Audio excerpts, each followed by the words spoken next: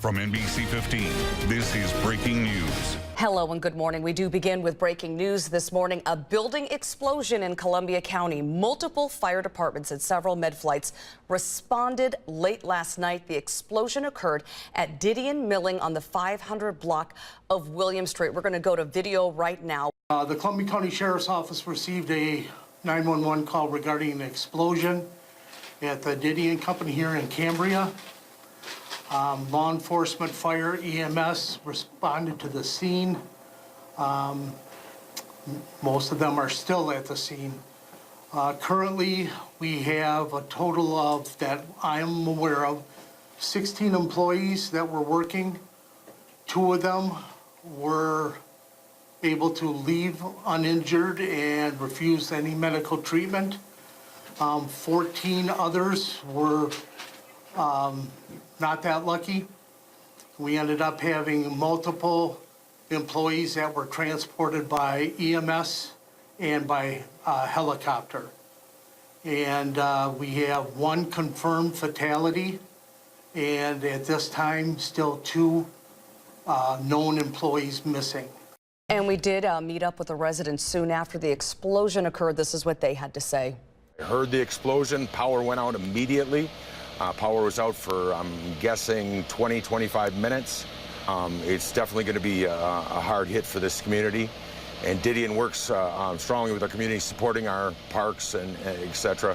And so any loss for them is a loss for us.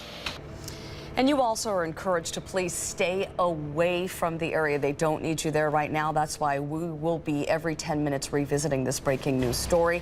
Again, no danger to the community in terms of fumes. And you just heard from the area president, and he said basically no evacuations ordered at this hour.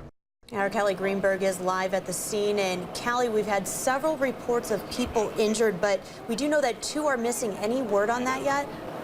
No, we're hoping to get an update within the increments of half hours, but we know that 2 people are missing the building, and there has been 1 confirmed fatality. There were a total of 16 men and women inside the lab.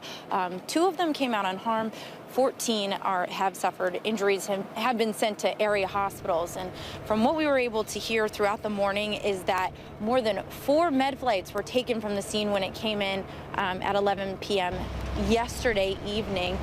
We know that 37 different crews from around the state are responding to the explosion here in Cambria. There are many of which are still on the scene, according to the Columbia County Sheriff's Office. Now, for people here in Cambria and in the surrounding areas, it's important to note that he did mention there's no harm to the community while they're working to contain the debris and the flame. There's no chemical harm. There's no, they haven't been able to detect any gas leaks, so there's no need for evacuations here in the surrounding areas. So people here are safe. They're just asking, you know, we spoke to a member of the Didion Milling Company, and he said he's just asking people to think about the families and think about the people who are involved in this explosion late last evening, those 16 people inside the buildings. We'll bring you more updates as they become available. As I mentioned, we're hoping to get new updates incoming every half hour. Reporting live in Cambria, Callie Greenberg, NBC 15 News.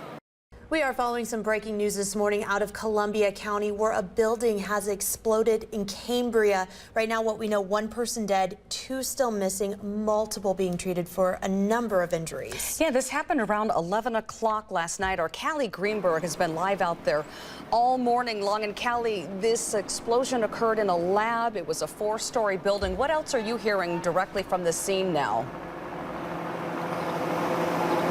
Well, we have an update for you about the extent of some of the injuries, and we've now learned that these injuries to the individuals in this building, there were 16 individuals in this building, 1 confirmed fatality, 2 people are still missing, and several have gone to area hospitals, and we've learned that these are serious injuries, several serious burns. We've learned that one individual has had to have their legs amputated, so the Red Cross is on the scene right now, helping those families, working with those families, saying, you know, blood donations, especially for that one man who's had his legs amputated, will be needed. We've also learned some new information about the fatality.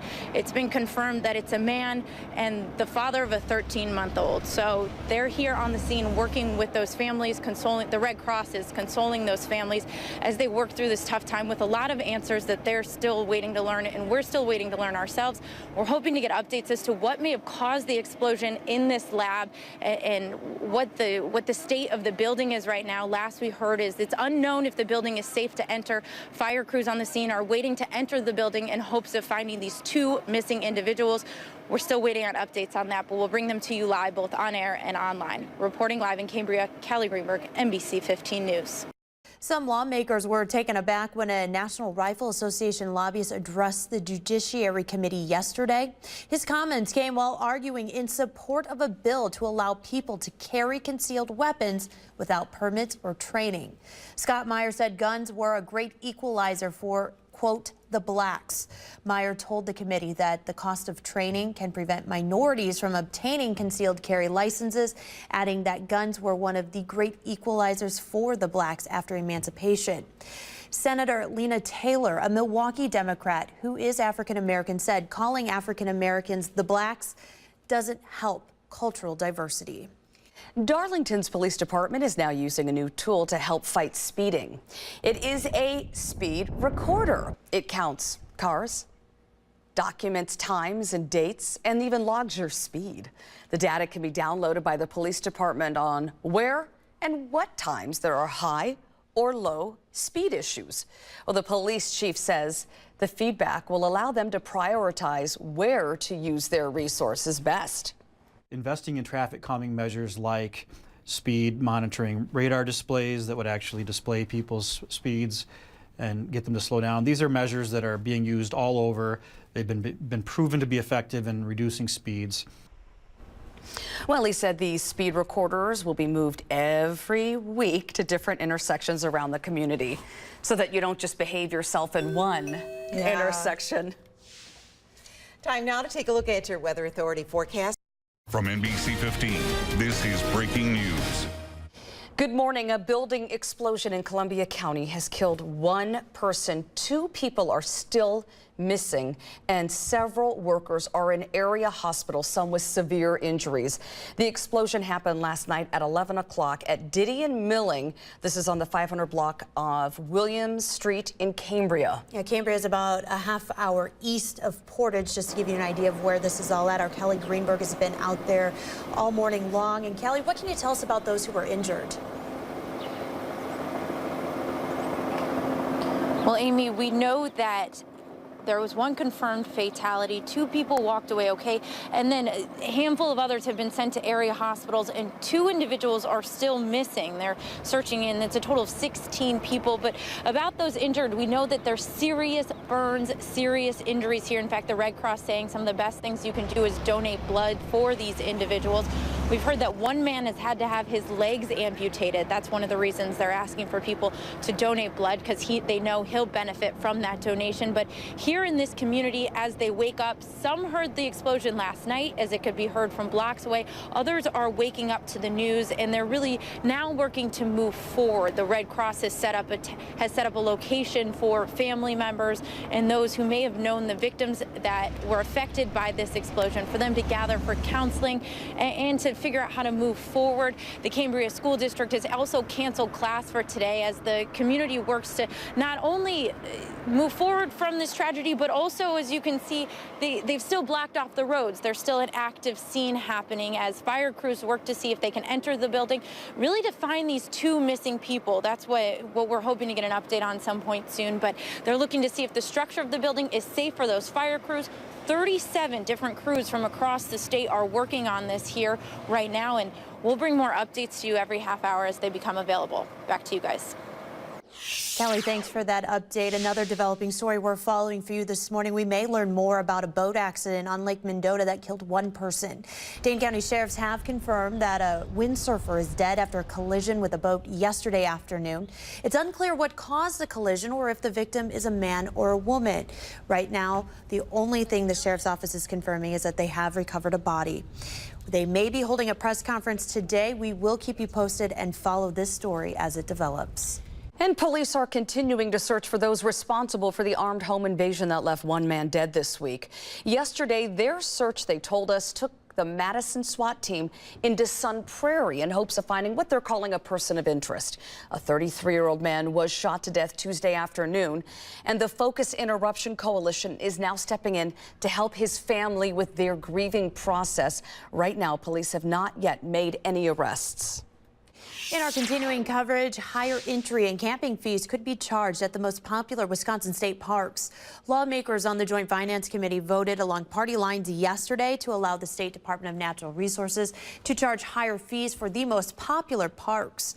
A daily vehicle park entry fee could increase for a Wisconsin resident from $8 to $13. Camping fees could increase up to $10 a night. So the places this would impact, the most popular parks: Devil's Lake, High Cliff, Kohler Andre, Peninsula, and Willow River. Meantime, state property taxes could soon be eliminated. Yesterday, the Joint Finance Committee announced their support. Governor Walker has threatened to veto the budget if the state property taxes increase. Senate Majority Leader Scott Fitzgerald says he thinks the state budget is on track to pass by the end of June. Police in Jupiter, Florida have released dashcam video of the DUI arrest of golfer Tiger Woods. The 41-year-old was found asleep in his car on a highway about 9 miles from his Jupiter Island home. As you can see here, he failed the field sobriety test and was arrested. Woods said his condition was caused by an unexpected reaction to prescribed medications.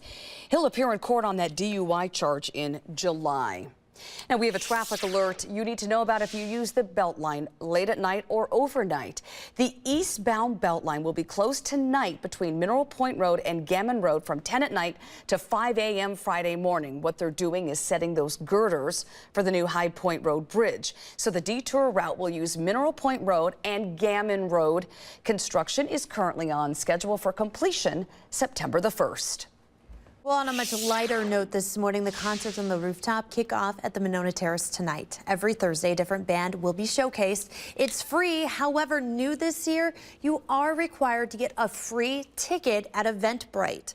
The show will run from 7 until 9 tonight, and the gates and bars open at 5:30. Performing tonight is a popular cover band out of Milwaukee, the Screamin' Cucumbers. Amy, it sounds like we're going to have some great weather for those who want to head out tonight. Boy, I remember the first time I was going to go to that, and it was pouring down rain. So this is fabulous news for tonight. We should have just a beautiful evening to get out and enjoy. Our current temperature right now in Madison at 46 degrees. All right, thanks, Amy. So I just wanted to give a quick shout out this morning to Mrs. Smith's 7th grade language arts class, her 7th and 8th period out at Wisconsin Heights Middle School. So this is one of the coolest projects I think I've ever heard of. It was the end of the year for them. This is one of their biggest grades, and we played Shark Tank, you know, like the TV show Shark Tank. Yeah. So these groups developed products. They had to make a business plan, ask for money. So I sat on a panel with 2 bankers, myself, and another teacher, and they had to present these projects to us. And they actually had to have like some kind of a prototype, graphs. I mean, you name it, they had it. I saw that caffeine gum Speedios. Oh yeah. You know, I was kind of like, could we really invent some of these things? I could really benefit from them on this early morning shift. The Bruchet was this brush that had 3 or 4 hair tools all in one. It was really cool. So hats off to these kids for being great sports yesterday and answering our hard-hitting questions. Yeah, and being creative too. You had said that you, a banker, had asked one of them, okay, this takes money. You have several employees. How are you going to pay the employees? I mean, really to get the kids to start breaking down what it takes to start a business and run one. Yeah, I put on my best Mark Cuban face yesterday to ask those hard-hitting questions. Okay.